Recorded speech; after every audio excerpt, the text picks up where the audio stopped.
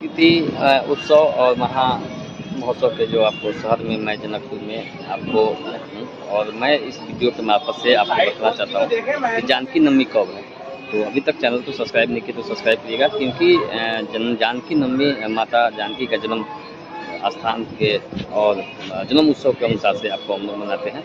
और जानकी नवमी ठीक मैं जो आपको देख रहे हैं मेरे वीडियो में, जो मैं जानकी मंदिर में हूँ जहाँ माता सीता यहाँ पर विराजती हैं, और उस जगह पे आपको जानकी नवमी ठीक 25 अप्रैल को मनाया जाएगा।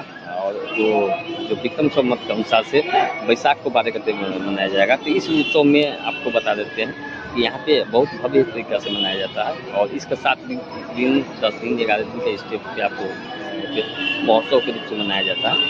इस समय में आपको विशेष मंदिर में पूजा पाठ जो भी संस्कृति के महोत्सव रहता है। तो अभी तक चैनल को सब्सक्राइब नहीं किया तो सब्सक्राइब करिएगा, क्योंकि मैं इस वीडियो के मार्फत से, इस चैनल के मार्फत से अपडेट जानकारी देते रहता हूँ। तब तक के लिए मेरे वीडियो में बने रहिएगा।